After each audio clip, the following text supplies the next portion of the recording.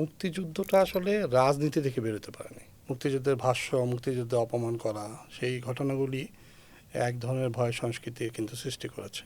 রাষ্ট্রের ইতিহাসকে অস্বীকার করার এক ধরনের প্রচেষ্টা ছিল, হয়তোবা এখনও আছে। যেই মুক্তিযোদ্ধার শরীরে এখনও পাকিস্তানিদের স্প্রিন্টার আছে, এখনও তার শরীরের সাথে যুদ্ধ শেষ হয়নি, তার কাছে ৭১ কেমন? আমরা কেন বলি না যে এখন পর্যন্ত পাকিস্তান কেন বাংলাদেশের মুক্তিযুদ্ধের প্রেক্ষাপটে ক্ষমা চাইল না? ৭১ নিয়ে কাজ করার কারণেই বিচার হয় কি না এরকম সংখ্যাও তো আমাদের পরিবার পরিজনদের হয়েছে। পানি পর্যন্ত দিত না পাকিস্তান আর্মি, পানি চাইলে প্রস্রাব করে খেতে দিত।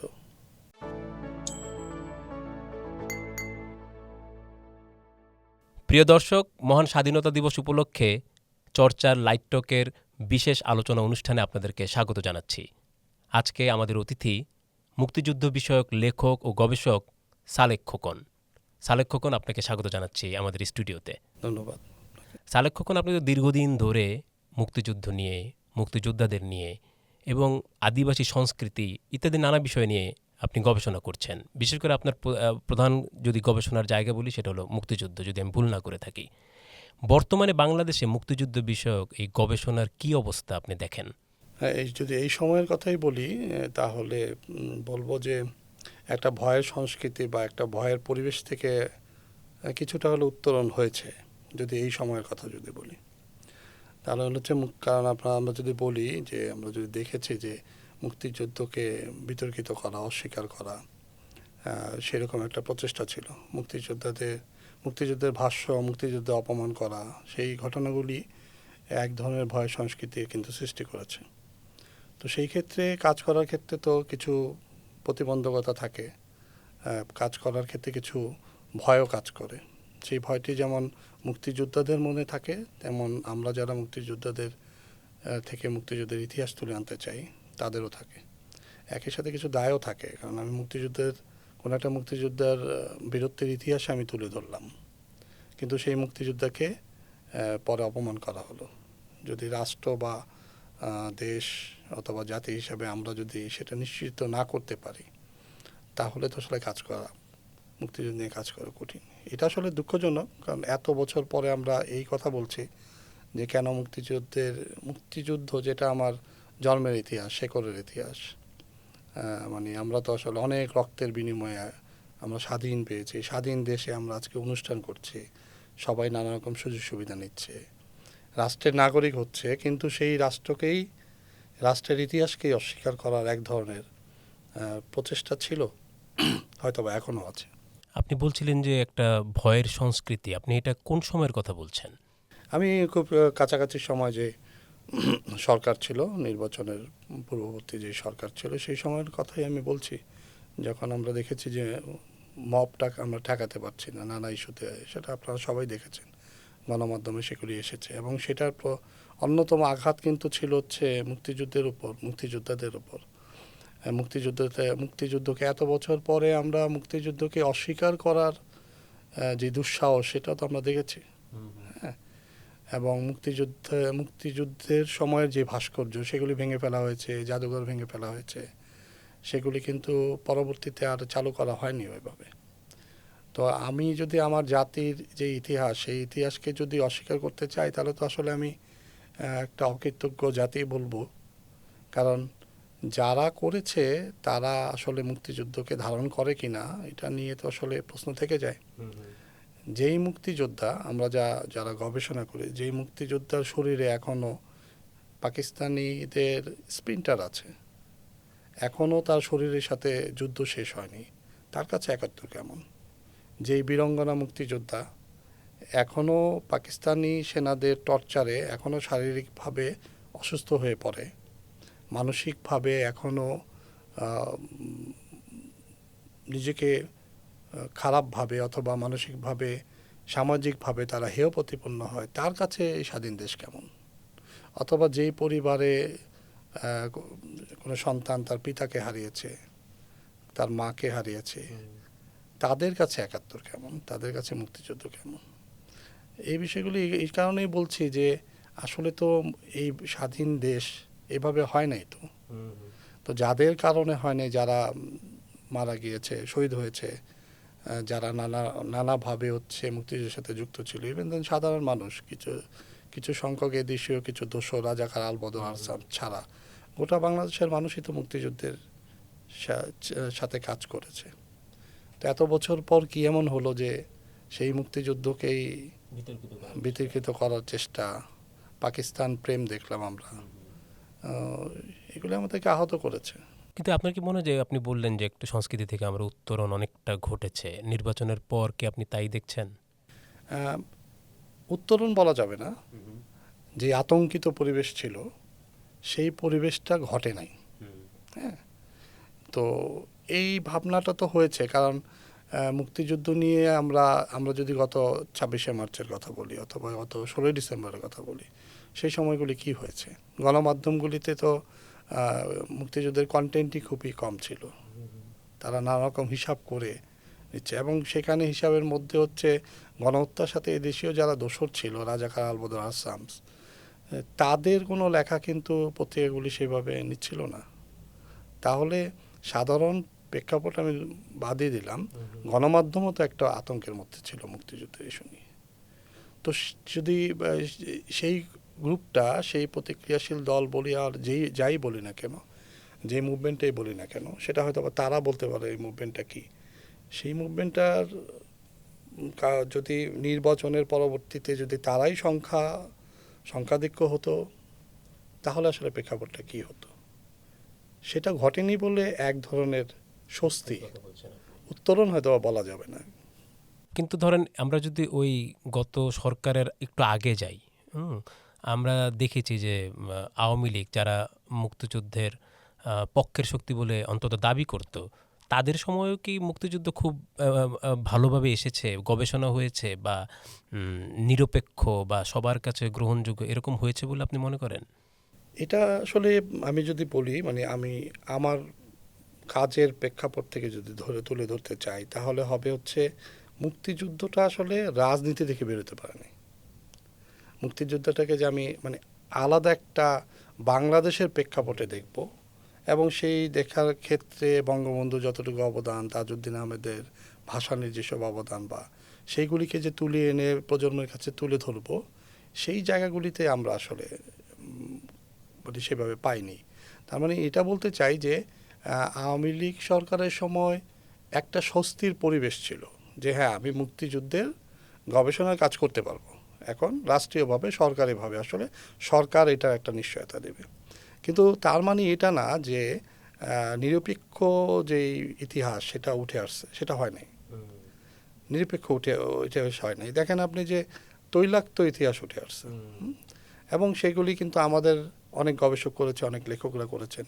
আমরা দেখেছি যে নিম্নমানের বই, বঙ্গবন্ধুকে নিয়ে নিম্নমানের বই তৈরি হয়েছে, এবং সেটা এক ধরনের বাণিজ্যকরণ হয়েছে। তাহলে বাংলাদেশের আকাশের উপর যার মানে স্থান, বঙ্গবন্ধু শেখ মুজিবুর রহমান, তাকে নিয়ে যদি এই জিনিস ঘটে, তাহলে তো আসলে আমরা অনেক ক্ষেত্রে আহত হই, যারা খুব বেশি ইতিহাসের সাথে যুক্ত থাকে। কারণ আমরা তো আলাদা প্রেক্ষাপট থেকে আসলে 71-এর সাথে যারা যুক্ত, যেই সব সেক্টর কমান্ডারের কথাও বলা যাবে, তাদেরকে তো আমরা অন্যভাবে দেখি, অন্যভাবে দেখাই উচিত ছিল। তো সেই ক্ষেত্রে দুইটা জিনিস ঘটে নাই। এক হচ্ছে দল নিরপেক্ষভাবে যে ইতিহাস তুলে আনা দরকার, সেটা ঘটে নাই। আবার আরেকটা জিনিস ঘটতে পারতো, সেটা হচ্ছে যাই ছিল সেই ইতিহাসকে প্রজন্মের কাছে তুলে ধরার যে একটা গাঠনিক যে পরিকল্পনা, একটা দীর্ঘমেয়াদী যেটা পরিকল্পনা, হ্যাঁ, সেটা করা দরকার ছিল, কিন্তু সেটা কিন্তু ঘটে নাই। হ্যাঁ, একটা শিশু কিভাবে আসলে মুক্তিযুদ্ধের ইতিহাস জানবে, সেটা কিন্তু আমরা সেইটা কিন্তু রাষ্ট্রীয়ভাবে, সরকারিভাবে, সেই সরকার এই ক্ষেত্রে আমি মনে করি অনেক ক্ষেত্রেই হচ্ছে এটা হয় নাই, অনেক ক্ষেত্রে হয়নি। বাট স্বস্তির পরিবেশ কিন্তু ছিল, এটাও আমাদেরকে বলতে হবে যে হ্যাঁ, 71 নিয়ে কাজ করার জন্য যে স্বস্তির পরিবেশ, সেই পরিবেশটা আমাদের ছিল, যে হ্যাঁ, এই সময় 71 নিয়ে কাজ করা গেছে। কিন্তু ওই যে যেটা বললাম যে আলাদাভাবে যে দেখা, সেই দেখা কখনোই হয় না, এখনও হয়তো বা হবে না। যে মুক্তিযুদ্ধকে আমি কিভাবে দেখি, আমাদের জাতির যেই মানে একটা রাষ্ট্রের, স্বাধীন রাষ্ট্রের যে ইতিহাস, যে গর্বের ইতিহাস, আত্মত্যাগের ইতিহাস, এটা আমি প্রজন্মের মধ্যে তুলে ধরবো। এটা যে এত বছর পর আমরা আলোচনা করছি, এটাই আমি মনে করি আমাদের জন্য আমরা দুর্ভাগা জাতি আর কি। এটা একটা বিষয় যে প্রজন্মকেও আমরা সেভাবে রিলেট করতে পারিনি। এটা অন্যতম কারণ ছিল যে এখনও তো কিছু কিছু মীমাংসিত বিষয়গুলি নিয়ে আমরা অপ্রয়োজনীয় বিতর্ক করি, যার ফলে মুক্তিযুদ্ধটা যে প্রজন্মের কাছে যে খুব মানে গর্ব করে শিখবে, তারা আগ্রহ ভরে শিখবে, এই জায়গাটা আসলে আমরাই ঠিক করতে পারিনি। আমার পরের প্রশ্নটা ওরকমই ছিল যে আমরাও কি যে এটা কাউন্টার যেই জায়গাটা গবেষণার মাধ্যমে হোক বা ন্যারেটিভ বিল্ড আপের মাধ্যমে হোক, সেটাও কি আমরা বা আপনারা বিশেষ করে করতে পেরেছেন? মানে আমাদের কি পর্যাপ্ত সেই ন্যারেটিভ তৈরি করতে পেরেছি, প্রকৃত ন্যারেটিভটা? আসলে ন্যারেটিভ তৈরি করা আমাদের কাজ না। আমি একটা সময়কে তুলে আনার কাজ করছি। সেটাকে আমি গবেষকও বলতে চাই না, কারণ গবেষক আমি মনে করি আরও বড় জায়গা, অনেক অ্যানালিসিসের ব্যাপার। আমি হয়তো তুলে আনছি কাজটা, হয়তো বা গবেষণাধর্মী কাজ বলে গবেষণা বলা হচ্ছে, কিন্তু এটা পরিপূর্ণ গবেষণা না। আমি যেটা বলি সেটা হচ্ছে মুক্তিযুদ্ধের আমরা সব তুলে আনবো, উপস্থাপন করব, সিদ্ধান্ত পাঠক নেবে। সিদ্ধান্ত মানে বিভিন্ন সময় বিভিন্ন প্রেক্ষাপটে সব কিছুই তুলে আনতে হবে। তা আমি নির্মোহ হব কখন? যখন আমি রাজনীতিক চিন্তা মাথায় নিয়ে আমি কাজ করব বা লিখব, তখন কিন্তু এটা একপেশে হবে, এবং সেটা কিন্তু পরবর্তী সময় কিন্তু এই গবেষণা খুব একটা কাজে লাগবে না। কিন্তু তৃণমূলের যেই কাজ, তৃণমূলের মুক্তিযুদ্ধের যেই ইতিহাস তুলে আনা, আমি যেটা বলি যে এক একজন মুক্তিযোদ্ধার জীবনের যেই গল্প, সেটাই কিন্তু মুক্তিযুদ্ধের এক একটা ইতিহাস। তাহলে আমি খুবই, ধরেন আপনি সেই কুড়িগ্রামের একজন মুক্তিযোদ্ধা, সেই মুক্তিযোদ্ধার ইন্টারভিউকে আমরা নিতে পেরেছি। এটা তো আমার নেওয়ার কথা ছিল না, এটা তো রাষ্ট্রীয়ভাবে নেওয়ার কথা ছিল মুক্তিযুদ্ধের এত বছর পরে।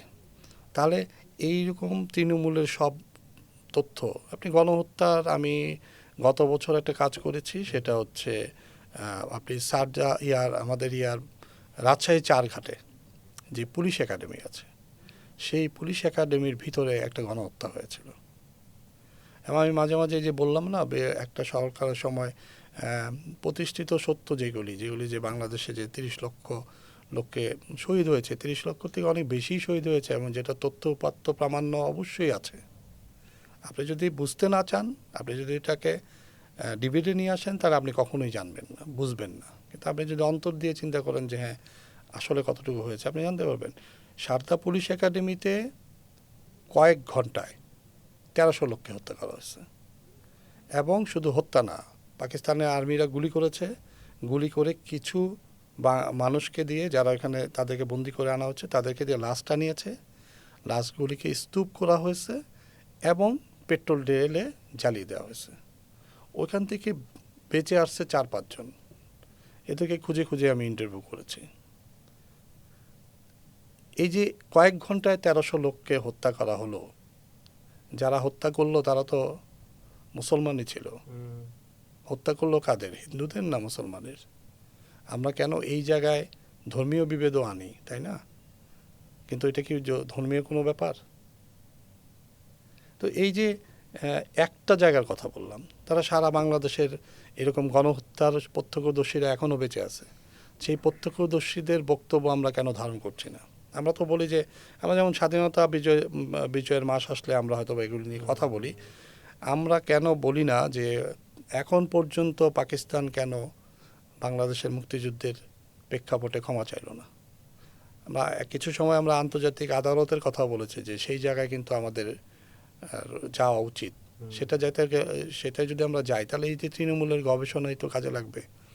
এই যে যারা প্রত্যক্ষদর্শী বেঁচে আছে, যাদের পরিবার হচ্ছে মারা গিয়েছে, এই যে যেটা বললাম সারদা পুলিশ একাডেমির ঘটনা, যে বেঁচে আছে সে কৃষি বিশ্ববিদ্যালয়ের একজন অধ্যাপক, এবং সে এখনও কাঁদে এবং বলে যে আমি মাঝে মাঝে ঘুমাতে পারি না।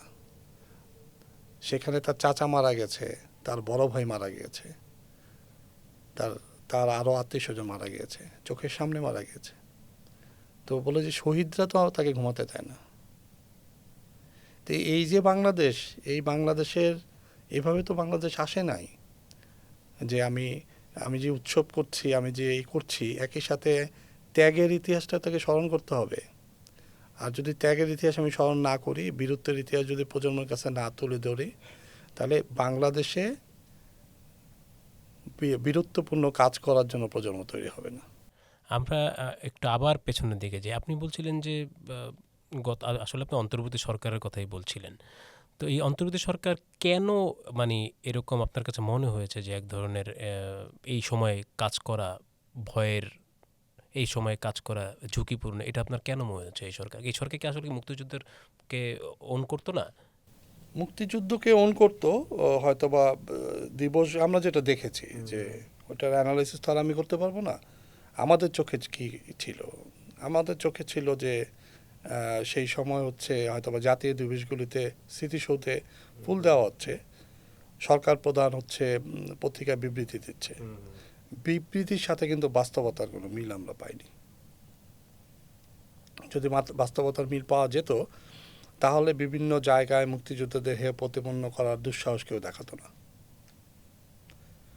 তারপর যদি সেটাই হতো, তাহলে যেই সব ভাস্কর্যগুলো, মুক্তিযুদ্ধের ভাস্কর্যগুলো, তারপরে যেই জাদুঘরগুলো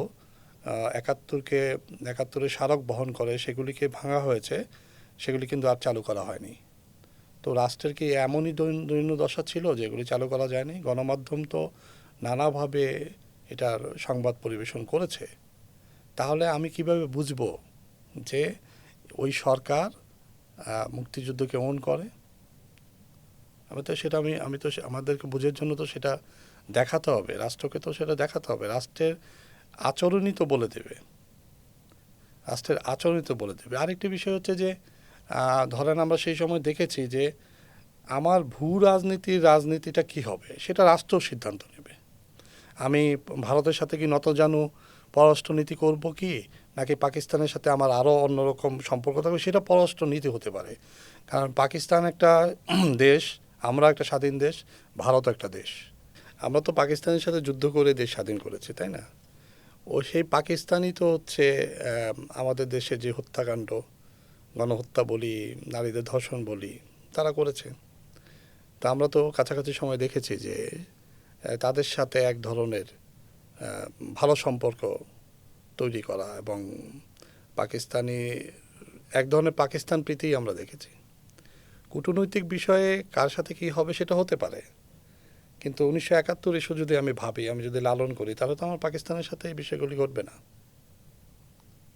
এই জিনিসগুলি আমাদেরকে আহত করেছে। আমার মনে হয়েছে যে এই জিনিসগুলি ছিল। আরেকটি বিষয় হচ্ছে যে, যেটা বলতে চাচ্ছি যে বলা হচ্ছিল যে এমনও বলা হয়েছে 1971 দেশ স্বাধীন হয় নাই। নিশ্চয়ই আপনারাও জেনেছেন। কারা বলছে এটা? যারা বলছে তাদের পরিচয়গুলি একটু জানা দরকার। তারা কেন, তারা কি সেই কাদের কথা বলছে? তারা আমাদের স্বাধীন হওয়াতে কাদের হাতে ঘা লেগেছে, তাই না? আমরা দেখলাম যে এই যে মুক্তিযুদ্ধের ভাস্কর্যগুলি ভেঙে ফেলা হলো, তাহলে এই যে ভাস্কর্য ভাঙলেন, তারপরে মুক্তিযুদ্ধ ইস্যু নিয়ে নানা রকম বিতর্ক তৈরি করার চেষ্টা হলো, অস্বীকার করার চেষ্টা হলো। আমি যদি সংস্কৃতি তৈরি করতে চাই যে হ্যাঁ ঠিক আছে, পিছনের এই ইতিহাসগুলো মডিফাই হওয়া দরকার, ইতিহাস তো মডিফাই হবে না। ইতিহাস তো ইতিহাসই, ওইখানে যার যতটা অবদান আছে সেটাই থাকবে। এটা আপনি চাইলে এত বছর পরে এটা করতে পারবেন না। এটা করার চেষ্টাটাই হচ্ছে আপনার চিন্তা চেতনার যেই মানে কি বলবো দৈন্য দশা, সেটার বহিঃপ্রকাশ ঘটাবে। এবং মীমাংসিত সত্য যেগুলি, সেই মীমাংসিত সত্যগুলি নিয়ে তো আপনি বিতর্ক তৈরি করতে পারেন না। এবং বিতর্কটা যদি বিতর্কের মতো হতো, যুক্তিসঙ্গত হতো, তা হলো না। আমরা তো উগ্রবাদিতা দেখেছি। আরেকটা হচ্ছে যে হ্যাঁ, আপনি ধরেন নতুন বাংলাদেশ করবেন, আপনি ভয় সংস্কৃতি রাখবেন না, আপনি সম্মানের সংস্কৃতি করবেন। আমি কি আপনাকে অপমান করে তারপরে কি আমি সম্মানের সংস্কৃতি চালু করতে পারবো? এটা কি পসিবল? মানে শিষ্টাচারের যে ব্যাপারগুলি, সেই বিষয়গুলিও তো আমরা দেখি নাই। তো সেখানে বললাম যে 71 নিয়ে কাজ করার ক্ষেত্রে তো ডেফিনেটলি আমাদের একটা ভয় সংস্কৃতি সেখানে হয়েছে। এবং 71 নিয়ে কাজ করার কারণেই বিচার হয় কি না এরকম সংখ্যাও তো আমাদের পরিবার পরিজনদের হয়েছে। কিন্তু ৭১ তো আসলে ৭১, হ্যাঁ, ৭১কে আসলে বিতর্কিত করা যায় না। যারা করেছে তাদের অবস্থান কোথায়, যে আমি বারবার বলি যে তারা কোথায়। আবার একটা বিশাল জনগোষ্ঠী বাংলাদেশের মানুষ, তারা কিন্তু ৭১-এর জায়গাটাকে, বিতর্কের জায়গাটা কিন্তু পজিটিভলি নেয়নি। কারণ এই বাঙালি জাতি তো ১৯৭১-এ মানে ৭১-এর যেই শহীদরা আছে, ৭১-এর যেই বীর মুক্তিযোদ্ধারা আছে, তাদের রক্তের ধারাবাহিকতাই তো এই প্রজন্ম। এখন অনেকেই বলে যে এই প্রজন্ম মনে হয় মুক্তিযুদ্ধের পক্ষের না। আমি তো সবসময় এটা মানে কখনোই এটা মানি না। এই প্রজন্মই হচ্ছে মুক্তিযুদ্ধের পক্ষের, ৭১-এর পক্ষের। ৭১-এর মুক্তিযুদ্ধের পক্ষের সাথে আপনি রাজনীতি যদি মিলিয়ে ফেলেন তাহলে তো আসলে হবে। কিন্তু আমাদের ব্যর্থতা আছে। আমরা এই প্রজন্ম কি চায়, আমরা এই প্রজন্মের কাছে মুক্তিযুদ্ধটা কিভাবে তুলে ধরতে পারি, এটার জন্য যে আমাদের দীর্ঘমেয়াদী পরিকল্পনা থাকা দরকার। হ্যাঁ, আমারই তো দায়, আমাদের দায় না যে আমরা পরবর্তী প্রজন্মকে তার বাংলাদেশের স্বাধীনতার ইতিহাস জানাবো, গর্বের ইতিহাস জানাবো। আমাদের ছেলেপেলে সারা পৃথিবীতে যাচ্ছে, বিদেশে গেলে তো দেশপ্রেম বাড়ে, এবং সেখানে বাংলাদেশের মুক্তিযুদ্ধের কথা যেন তারা বলতে পারে, সেই পরিস্থিতি তো আমাদের সৃষ্টি করতে হবে, রাষ্ট্রীয়ভাবে করতে হবে। তো সেই জায়গায় যদি পরিকল্পনা থাকতো তাহলে হয়তো বা এরকম পরিস্থিতি তৈরি হতো না। এবং আমরা তো দুর্ভাগা জাতি, বারবার বলছি এই কারণে, সারা পৃথিবীতে আপনি এমন পাবেন না যে ওই দেশের স্বাধীনতার বিরোধী যারা ছিল তারা পরবর্তীতে দেশ স্বাধীন হওয়ার পর সকল নাগরিক সুবিধা ভোগ করে আবার তারা রাজনীতি করছে। এটা কিন্তু কোথাও পাবেন না। একমাত্র আমরা বাংলাদেশ, যেই বাংলাদেশ এটা আছে, যার ফলে ৭১ নিয়ে বিতর্ক, ৭১ নিয়ে অস্বীকার করার পায়তারা, ৭১-কে নানাভাবে বিতর্কিত করা, মুক্তিযোদ্ধাকে মুক্তিযুদ্ধের সাথে যুক্ত বঙ্গবন্ধু শেখ মুজিবুর রহমান, জিয়াউর রহমান থেকে শুরু করে সকল সেক্টর কমান্ডার, যাদের প্রত্যেকেরই আলাদা আলাদা ভূমিকা ছিল, গুরুত্বপূর্ণ ভূমিকা ছিল, যার কারণে ১৯৭১-এ আমরা দেশ স্বাধীন করতে পেরেছি। কিন্তু ওই চক্রটা সবসময় এটাকে বিতর্কিত করতে চাইবে। কেন? ৭১ বিতর্কিত হলেই তাদেরকে যে আমরা বলি সেই সময় রাজাকার, আলবদর, আলসামস, সেটা আর থাকবে না। সুবিধা তো তাদের হবে। আপনার কাজে এবার ফিরি। আপনি মাঠে ঘাটে একেবারে তৃণমূল পর্যায়ে আপনি গবেষণা করেছেন, গিয়েছেন, কথা বলেছেন। শুধু টেক্সট হিসেবেই না, আপনি ভিডিও করেছেন, আমি দেখেছি, এবং আপনার বিভিন্ন বইপত্র এবং সাক্ষাৎকারগুলোতে দেখি যে কি ভয়াবহ সব ঘটনার বর্ণনা রয়েছে। আমরা যদি আপনার কাছ থেকে কয়েকটা ঘটনা যেগুলো আপনি প্রত্যক্ষ করেছেন তাদের মুখ থেকে বা তাদের বয়ানের মাধ্যমে, সেরকম কিছু কয়েকটা ঘটনা যদি আমরা জানতে চাই, যেটা আপনাকে খুব ছুঁয়ে গেছে অনেক সময়। আমি জানি সেটা অসংখ্য। হ্যাঁ, যেমন আমি অনেকের কথাই তো বলা যায়। বাকি মোল্লা রাজশাহীর একজন মুক্তিযোদ্ধা। সেই বাকি মোল্লা একজন কৃষক। ৭১-এ যুদ্ধ হওয়ার পরে উনি মুক্তিযুদ্ধে গিয়েছে। তখন তার বউ ছিল অন্তঃসত্ত্বা। তো মুক্তিযুদ্ধে যাওয়ার পরে তার এক পায়ে মাইনের আঘাতে উড়ে গেছে ডান পা। তারপরেও তার একটা চিন্তা যে হ্যাঁ, আমি গ্রামে ফিরব, গ্রামে ফিরে আমি আমার হয়তোবা নতুন নবজাতক আসছে, তাকে দেখবো, আবার সংসার জীবন করবো। মানুষ তো আসলে স্বপ্নের মধ্যেই বাঁচে। ভারতে ট্রিটমেন্ট করে উনি স্বাধীনতার পরে দেশে আসছে। ট্রেন থেকে নামার পরেই গ্রামের এক মানুষ বলছে, তার পরিচিত একজন বলছে যে, বাকি তুই ফিরলি, আহারে তোর বউটা তো মারা গেছে। তো বাকি মোল্লা এই কথা বলতে বলতে হাউমাউ করে কেঁদে দিচ্ছে। কারণ বাকি মোল্লা আরেকবার রক্তাক্ত হয়েছে। এরপরে বাকি মোল্লা তো বেঁচে আছে, হয়তো এখনও বেঁচে আছে, অনেকদিন যোগাযোগ নেই। আমি যখন বাকি মোল্লার ইন্টারভিউ নিতে গেলাম, তো বাকি মোল্লা প্রথম আমাকে ইন্টারভিউ দিতে দেয়নি, আমার সাথে খুব খারাপ ব্যবহার করেছে। এই যে খারাপ ব্যবহার, আমি বুঝি যে তার অন্তরের মধ্যে অনেক কষ্ট আছে দেশ নিয়ে, আমাদের আমরা তাদের যেইভাবে দেখা দরকার সেভাবে হয়তো আমরা দেখি নাই, রাষ্ট্রীয়ভাবেই দেখিনি। পরবর্তীতে আমি হাল ছাড়লাম না, মাঝে মাঝে যোগাযোগ করতাম। তারপর বাকি মোল্লা আমাকে ইন্টারভিউ দিল।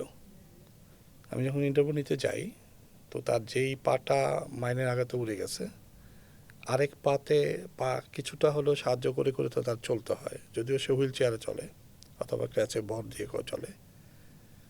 দেখলাম যে আরেক পাও বাঁকা হয়ে গেছে। সে যদি টয়লেটে যেতে হয় তাহলে আরেকজন লোকের সাহায্য ছাড়া উনি যেতে পারে না।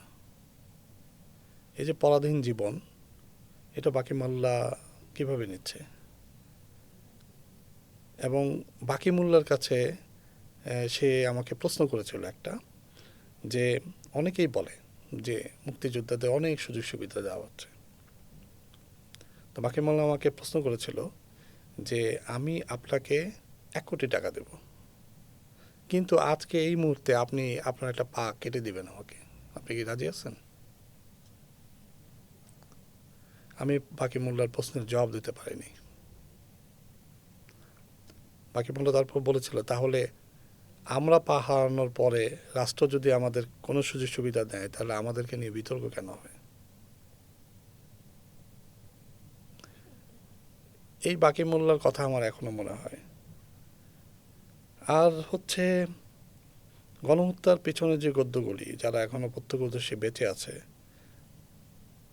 আমি সারদা পুলিশ একাডেমির কথা বললাম, 1300 লোককে মারা হয়েছে। একটা গ্রাম, চারঘাটের থানাপাড়া গ্রাম, এমন কোনো পরিবার নাই যে পরিবারের পুরুষ মানুষ বেঁচে ছিল, সবাই মারা গেছে। পরবর্তী ওইখানে বিদেশ থেকে সাহায্য করে ওদের কর্মসংস্থান করা হয়েছে, কিন্তু এখন পর্যন্ত এই যে আমরা স্বাধীনতার এত বছর পর রাষ্ট্রের অনেক উন্নতি হয়েছে, মুক্তিযুদ্ধ নিয়ে আমরা অনেক কথা বলি, এখন পর্যন্ত আমরা কেন শহীদদের তালিকা করতে পারলাম না?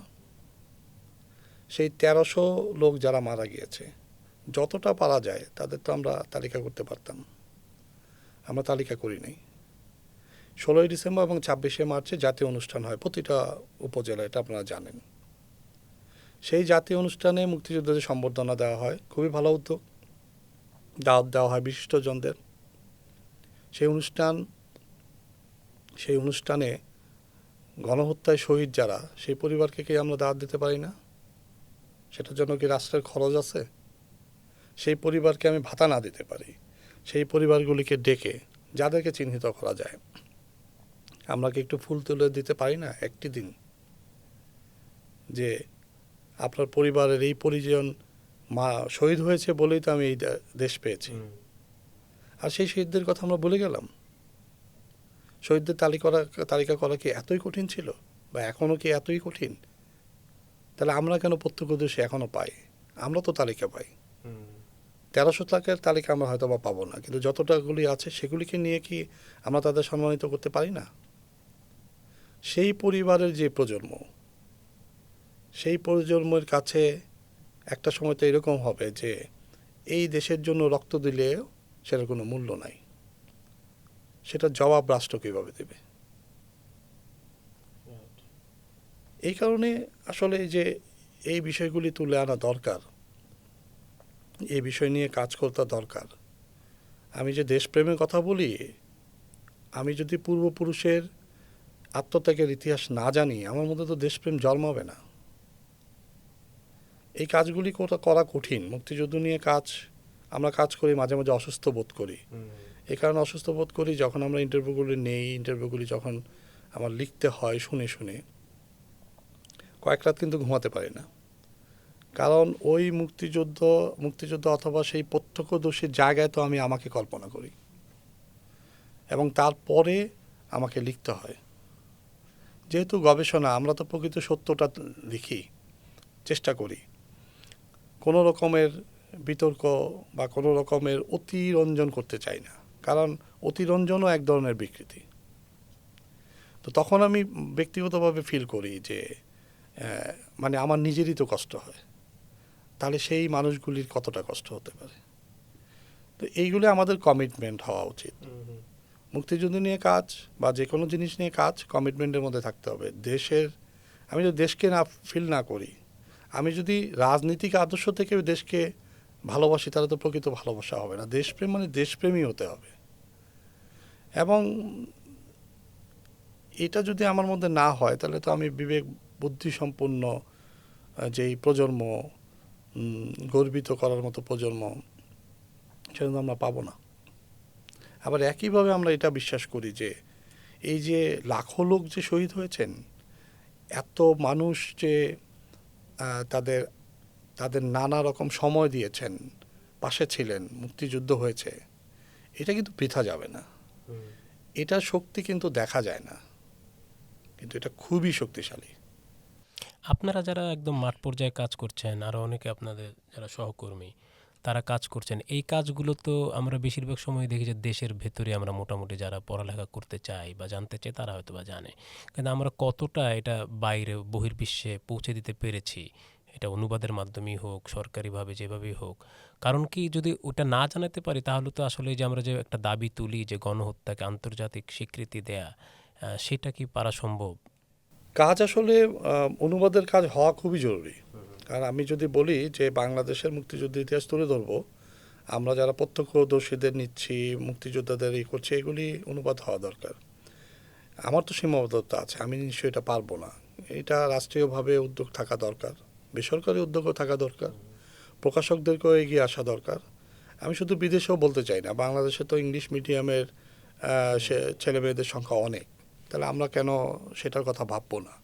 তাদের কাছেও তো আমাদেরকে যেতে হবে। এই জন্য এই কন্টেন্টগুলি অনুবাদ করা খুবই জরুরি। অনুবাদ তো এখন সহজ হয়েছে, সম্পাদনা যদি ঠিকভাবে করা যায় তাহলে অনুবাদ করা এখন সহজ। তো সেই উদ্যোগটা রাষ্ট্রীয়ভাবে নিতে হবে। কারণ রাষ্ট্রীয়ভাবে, বারবার বলছি, রাষ্ট্রীয় পরিকল্পনা থাকতে হবে, দীর্ঘমেয়াদী পরিকল্পনা থাকতে হবে, নির্মোহ পরিকল্পনা থাকতে হবে। তাহলে হয়তো বা এগুলি রাখতে হবে, এগুলি আসতে হবে। অতটা কাজ হয় নাই। আপনি দেখবেন যে ইংরেজি অনুবাদের যদি কাজ বলেন, তাহলে বিভিন্ন sector commander, sub sector commander তাদের যে আত্মজীবনীমূলক কাজ করেছে সেগুলি তারা অনুবাদ করেছে। তো সেগুলি তো আসলে অনেক বেশি যাবে না, এবং ওটা পুরোপুরি যে নির্মোহ বলা যাবে না, কারণ সে তো তাকে হাইলাইট করেছে। তো সেই কারণে হচ্ছে অনুবাদ গ্রন্থ হওয়া খুব জরুরি। প্রকাশকদেরকে এগিয়ে আসতে হবে। আমি গতকালকে এক প্রকাশককে বলেছিলাম যে একটা বইয়ের যে তারা অনুবাদটাও করুক, ইংরেজিও করুক, বাংলাও করুক। আমরা কিন্তু আশানুরূপ জবাব পাইনি। তো যদি বই না হয়, যদি প্রকাশকরা এগিয়ে না আসে, তাহলে তো আসলে এটা মুশকিলই হবে। প্রয়োজন, অবশ্যই প্রয়োজন, এবং কাজ খুবই কম হয়েছে। প্রকাশকরা অনীহার কারণ কি? বিক্রি? প্রকাশকদের বিক্রির একটা ব্যাপার থাকতে হবে। আমাদের দেশে তো ছোট দেশ, বা আমাদের দেশে লাইব্রেরি সচল নাই, সরকার বই কিনে অল্প কয়েকটা। আবার সেই বইয়ের মধ্যে তো মানে নিম্নমানের বই কেনার যে কুৎসিত যেই প্রতিযোগিতা, সেগুলি তো আছেই। তো যার ফলে ওদেরও সীমাবদ্ধতা আছে। কিন্তু আমি মনে করি যে সার্বিকভাবে যদি একটা বড় পরিকল্পনা হাতে নেওয়া হয়, সরকারও চাইলে নিতে পারে। এবং আমি দেখলাম যে তারা ওই যে তারা করতে চাচ্ছে, এখন গবেষণার ফান্ড দিবে, অনুদান দিবে, ভালো, এগুলি ভালো চিন্তা। যদি সেটাকে করে রাখা যায়, লং টাইম চিন্তা লাগতে হবে যে আমি 15 বছর পরে আমাদের প্রজন্মকে আমি আসলে মুক্তিযুদ্ধের কোন জিনিস শেখাবো। এটা তো বললেন আপনি যে পৌঁছে দেওয়ার কথাও বললেন, এবং সরকার আরও কি করতে পারে, মানে গবেষকের সংখ্যাও কি আপনার মনে হয় যথেষ্ট বাংলাদেশে মুক্তিযুদ্ধ নিয়ে? সেটা আমি যদি শুধু শুধু টেক্সটের কথাই বলবো না, আমি চলচ্চিত্রের কথা বলতে চাই, আমি ফিকশনের কথাও বলতে চাই। সব ক্ষেত্রে এটা কি যথেষ্ট হচ্ছে বলে মনে হয় আপনার? যথেষ্ট তো হচ্ছে না। আর সবচেয়ে বড় কথা হলো যে মুক্তিযুদ্ধ নিয়ে গবেষণা বলেন, সাহিত্য বলেন, চলচ্চিত্র বলেন, একটু কঠিন, একটা কঠিন কেন কাজ। কঠিন কেন? এই কারণে কঠিন, তাকে তো ফিল্ড ওয়ার্ক করতে হবে, তাকে তো ওই জিনিস আত্মস্থ করতে হবে। আবার এটা তো হচ্ছে সস্তা জনপ্রিয় হওয়ার, দ্রুত বিখ্যাত হওয়ার জন্য তো এটা না। আমরা তো খুব শর্ট ডোর খুঁজি, খুব অল্প সময়ের মধ্যে আমি কীভাবে তাড়াতাড়ি, এখন সোশ্যাল মিডিয়ার যুগ, কীভাবে আমি খুব বিখ্যাত হয়ে যাব, হ্যাঁ, অনেক টাকা পয়সা রোজগার করব। এটা তো সেটার কাজ না, এটা তো এক ধরনের সাধনার কাজ। তো চলচ্চিত্রের ক্ষেত্রে আর সাহিত্যের ক্ষেত্রেও ওই জিনিসগুলি লাগবে। সেই জায়গায় হয়তো বা আগ্রহী কম। হ্যাঁ, আগ্রহী হয়তো বা কম, কারণ আমি বিভিন্ন সময় আমি নিজেও বলেছিলাম যে সবচেয়ে বেশি গবেষণার কাজ সহজে হতে পারত মুক্তিযুদ্ধের। কেন? কারণ আমার যেই মোবাইল ফোনটা আছে, স্মার্টফোন, সেটার মধ্যে ভিডিও করা যায়, অডিও করা যায়, ছবি তোলা যায়। তাহলে সারা বাংলাদেশে ছড়িয়ে ছিটে থাকা যে প্রজন্ম, একটা কিশোরও চাইলে তার গ্রামের বা তার পাড়ার একজন মুক্তিযোদ্ধা থাকলে তাকে তার মতো করে প্রস্তুত করে সেটা ভিডিও করে সোশ্যাল মিডিয়ায় দিয়ে দিতে পারে। সেটাও তো প্রত্যক্ষ একটা দলিল হবে। এবং এগুলিকে যদি মানে আমরা একত্রিত করতে পারি, তাহলেই হবে মানে মুক্তিযুদ্ধের প্রকৃত ইতিহাস। কারণ আমি ওই তৃণমূলের একজন মুক্তিযোদ্ধার ঘটনা নাই, সেই ইতিহাসকে তো আপনি খাওয়াতে পারবেন না। হ্যাঁ, গ্রাম পর্যায়ের একজন মুক্তিযোদ্ধার গল্প, আপনার গ্রামের যে মুক্তিযোদ্ধা তার গল্প করতে আপনি পছন্দ করবেন, কিন্তু আপনি কি জানেন বা ওই গ্রামের বা ওইখানে যেই প্রাইমারি স্কুল বা হাই স্কুল যদি থেকে থাকে তাদেরকে কি জানানো হয়েছে? এই কাজগুলি করা কিন্তু খুব কঠিন কাজ না। সামাজিকভাবে ছোট ছোট উদ্যোগ নিলেও এটা করা যেতে পারে।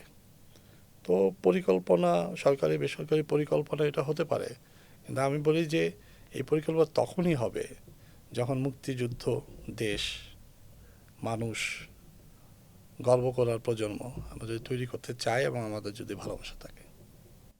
এই মুহূর্তে আপনি কী নিয়ে কাজ করছেন বা আরও কী নিয়ে কাজ করার পরিকল্পনা আপনার? এই মুহূর্তে কাজ করছি তো হচ্ছে ওই যে মুক্তিযোদ্ধাদের নিয়ে কাজ করছি। নারী মুক্তিযোদ্ধা যারা আছে, ৭১-এ নারীর যে অবদান, সেটা নিয়ে কিছু কাজ করছি। বলার মতো এখনো কাজ হয়নি, কাজ করে রাখছি। সেটা হচ্ছে, আরেকটা কাজ হচ্ছে আমাদের একটা জিনিস নাই, সেটা হচ্ছে আমি যদি জানতে চাই মার্চ থেকে ডিসেম্বর উল্লেখযোগ্য কী কী ঘটনা ঘটেছে এই মুক্তিযুদ্ধের পক্ষের দেশে এবং বিদেশে, সেগুলি প্রামাণ্য সহ তুলে আনা, ওইটার একটা বই তৈরি হয়েছে, মানে প্রায় ৯০% কাজ হয়েছে, আরও 10% বাকি আছে। সেটা হয়তো বা প্রকাশ করব, সেটা হবে। এটা জরুরি ছিল। আর আমি যে কেউ যদি মনে করে যে না এপ্রিল মাসে কী কী ঘটনা ঘটেছে দেশে এবং বিদেশে এবং প্রামাণ্য সহ যেন আমি জানতে পারি, সেইগুলি তুলে আনার কিছু কাজ করছি। আর এমনি গণহত্যার কাজ আমার চলমান, সেগুলি টুকটুক করে কাজ করছি। ৭১-এর মধ্যেই আছে, এখন আদিবাসী নিয়ে কাজ করি, বাট আদিবাসী নিয়ে কাজ করা হচ্ছে না। এখন পর্যন্ত মনে হচ্ছে যে ৭১-এর কাজটা খুব গতি বাড়ানো দরকার, কারণ হচ্ছে যে যারা মুক্তিযোদ্ধারা আছে তাদের যে বয়স, অনেকেই তো চলে যাচ্ছে। এমনও দেখা যায় যে শিডিউল করলাম, তার সাথে কথা বলবো, দেখা গেলো যে সে নাই। তখন আসলে খুব নিজে অপরাধ বোধেও ভুগি যে আমি হয়তো বা আমার সময়কে মিলিয়ে দেওয়ার জন্য তার ইন্টারভিউটা করতে পারলাম না। সবচেয়ে বড় হলো দেশের ক্ষতি, একজন মুক্তিযোদ্ধার জীবনের গল্প আমরা আনতে পারলাম না। আপনি তো সারা দেশ ঘুরেছেন এই মুক্তিযোদ্ধাদের নিয়ে, মুক্তিযুদ্ধ নিয়ে। কেমন দেখলেন আমাদের মুক্তিযোদ্ধাদের অবস্থা ঘুরে? হ্যাঁ, মুক্তিযুদ্ধ অবস্থা আমি কয়েকভাবে তো বলা যায়। হ্যাঁ, যদি আমি বলি যে তাদের পারিবারিক অবস্থা কেমন, পারিবারিক অবস্থা আমি সরকারকে, এইটার সাথে যুক্ত যেই সরকারই থাকুক না কেন, তাদের ভাতা বৃদ্ধির যেই জিনিসটা ছিল এটা খুব দরকার ছিল। কারণ ভিক্ষা করে এরকম মুক্তিযোদ্ধা আমি আজ থেকে 14 বছর আগে পেয়েছিলাম।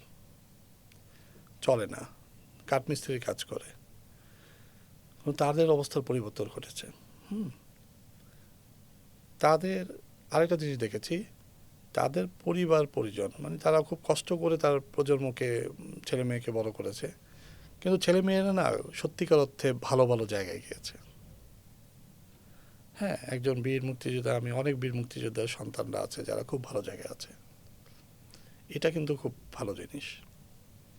কিন্তু সামাজিকভাবে ভাতা শুধু বৃদ্ধি না, সামাজিকভাবে মুক্তিযোদ্ধাদের শ্রদ্ধা করার যেই সংস্কৃতি, সেটা আমরা করতে পারিনি। এবং সেটা না করতে পারার জন্য আমি রাষ্ট্রকে অনেক ক্ষেত্রে দায়ী করি। কারণ মুক্তিযোদ্ধাদের যে তালিকা এই এত বছর পরে এখনো বিতর্কিতই রয়ে গেছে। এবং এটা বিতর্কমুক্ত কখনো হবে বলে আমার মনে হয় না। এই বিষয়ে রাজাকারের তালিকার কথা তো আমরা বলতেই পারি না, কারণ রাজাকার তালিকা তো করাই হয়নি। কিন্তু প্রথমেই উচিত ছিল রাজাকারের তালিকা করা, কারণ সংখ্যায় কম ছিল, করা যেত।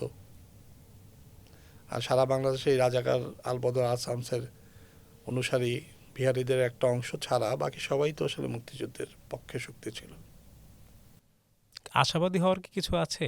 যেমন আমরা তো সংসদে প্রথম অধিবেশনেই দেখলাম যে যারা আদালত কর্তৃক স্বীকৃত ঘোষণা রায় দেওয়া যে যুদ্ধাপরাধী, তাদের পক্ষেও শোক প্রস্তাব করা হয়েছে। তা আশাবাদী কি তারপরেও আপনি? এইগুলি না, মানে আশা তো রাখতে হবে। ৭১ যদি আমার প্রেরণা হয়, আমার যদি সাহস হয়, আমার যদি অর্জন হয়, আমার যদি বীরত্বের ইতিহাস হয়, গর্ব করার মতো দেশে আমি বাস করি, কারণ ৭১ ছিল বা ৭১ আছে, তাহলে তো আমি আশার মধ্যেই থাকবো। এবং আমি বিশ্বাস করি যে এইগুলি কোনো কিছুই টিকবে না। সংসদে যেটা হয়েছে সেটা আমি বলবো যে অপমানজনক ঘটনা ঘটেছে। সেখানে কি কোনো মুক্তিযোদ্ধা ছিল না? স্বয়ং খেতাবপ্রাপ্ত মুক্তিযোদ্ধা তো আমাদের স্পিকারই ছিলেন। কিছু জিনিস আছে যেই জিনিসগুলি আসলে আপোস করা ঠিক নয়। এই আপোস যদি আপনি করেন, রাজাকারদের তো কিছু হবে না, কিন্তু আপনার হবে। আপনার হবে কি? আপনার সম্পর্কে মানুষের যে ধারণা, সেই ধারণাটা খণ্ডিত হবে। এবং এই খণ্ডিত হওয়ার মানে আরও কিছু নেগেটিভ ধারণা কিন্তু তৈরি হবে। এটাকে কি আমরা রিসিভ করেছি পজিটিভলি? কখনোই করিনি। মহান মানে স্বাধীন দেশের সংসদে এটা কি আমরা প্রত্যাশা করেছি? আমরা প্রত্যাশা করি নাই। তবে আশা তো অবশ্যই করি, কারণ এই কারণে করি, মুক্তিযুদ্ধের পথেই দেশ যাবে। মুক্তিযুদ্ধের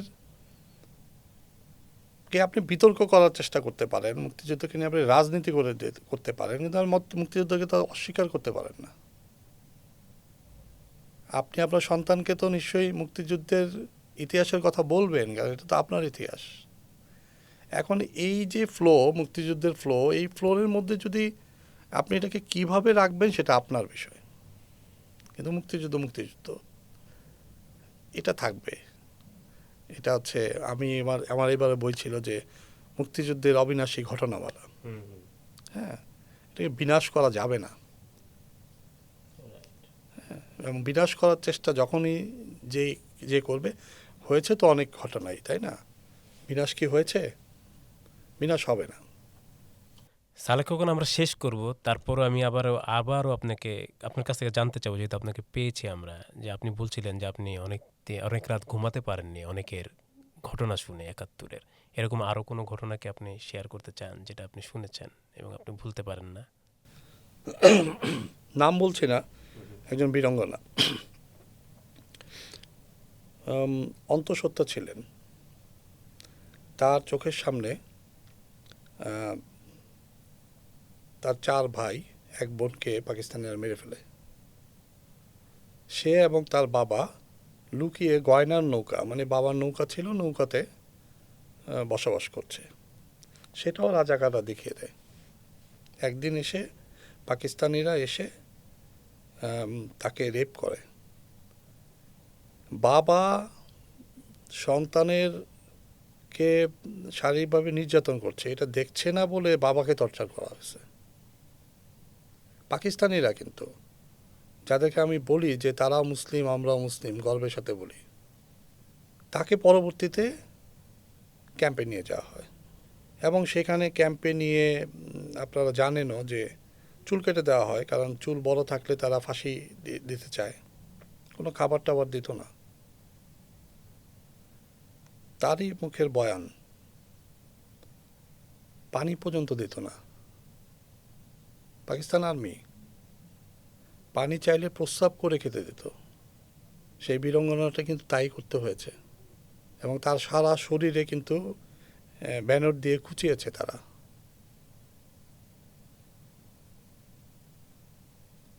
পরবর্তীতে তাকে উদ্ধার করা হয়, উনি এখনো বেঁচে আছেন। স্বাধীন দেশে উনি ফিরেছেন। তার গ্রামে। উনি ফিরেছেন বলে বীরাঙ্গনা গ্রামের মানুষের মান চলে গেছে। গ্রামবাসী তাদের বাড়ি ঘেরাও করেছে। তার মার কাছে সে পানি চেয়েছে, মা পানি এনে দিয়েছে। সেই পানি খেতে দেয় নাই গ্রামবাসী, পানির গ্লাসটাকে ফেলে দিয়েছে। এই বীরাঙ্গনা যখন এই কথা বলছিল, সে কাঁদতে কাঁদতে বলছিল, কেন? তাতে গ্রামের মান সম্মান চলে যাবে, অপবিত্র হবে। যেই পবিত্র দেশ সৃষ্টি করছে বীরাঙ্গনা, সেই বীরাঙ্গনা ওই গ্রামে পানি খেলে অপবিত্র হবে। তারপর তাকে গ্রাম থেকে বের করে দিচ্ছে, সে আর গ্রামে ফিরে নাই। এটা হচ্ছে প্রাপ্তি। এই বীরাঙ্গনাকে নিয়েই হচ্ছে আমরা একটি বইয়ের মোড়ক উন্মোচন করেছি BDnews24.com থেকে, তৌফিক ইমরোজ খালেদের উদ্যোগে খুঁজে এনে। তার কিছুদিন আগেই এই বীরাঙ্গনাকেই আপনার একজন, এখন আপনারা বলেন ইউটিউবার, তারা খুবই জনপ্রিয়, সস্তা বিনোদন দেয়, তারা তাকে নিয়ে নেগেটিভ নিউজ করেছে, বলেছে সে নাকি প্রস্টিটিউট। একজন বীরাঙ্গনা যার আত্মত্যাগের কারণে দেশ স্বাধীন হলো, তাকে আমরা কি দিলাম? মুক্তিযুদ্ধের স্বীকৃতিও তো পেল মাত্র 3-4 বছর হলো। সামাজিকভাবে হেয় প্রতিপন্ন করলাম, আর এই যুগে এসে তাদেরকে সস্তা বিনোদনের জন্য জাতিকে জানাচ্ছি যে সে পতিতা ছিল। এটা তো তার প্রাপ্তি হতে পারে না। এগুলি তো কষ্ট দেয়, এবং এগুলি আমাদের দায়, এগুলি আমাদের অপরাধ। এগুলি যদি আপনি পূরণ না করেন, এই জিনিসগুলি কখনো আমরা স্বস্তি ফিল করবো না, এই দেশ আগাতে পারবে না। সালেক খোকন, আপনাকে অসংখ্য ধন্যবাদ। আপনার প্রতি আমরা কৃতজ্ঞ যে আপনি সময় করে আমাদেরকে সময় দিয়েছেন। আশা করি পরবর্তী কোনো একদিন আবারও আপনি আমাদের সঙ্গে যুক্ত হবেন। হ্যাঁ, আপনাদেরকেও ধন্যবাদ, মানে মুক্তিযুদ্ধ নিয়ে বলার সুযোগ করে দেওয়ার জন্য। আমি সবাইকে এইটাই বলবো যে ৭১কে যেন আমরা ভালোবাসি, অন্তর দিয়ে ভালোবাসি, কোনো রাজনৈতিক দৃষ্টিকোণ থেকে যেন না বাসি। কারণ ৭১ হচ্ছে আমাদের শেকড়ের ইতিহাস, এবং ৭১-এর ইতিহাস নিয়ে যেন আমরা কখনো কোনো জায়গায় আপোষ না করি।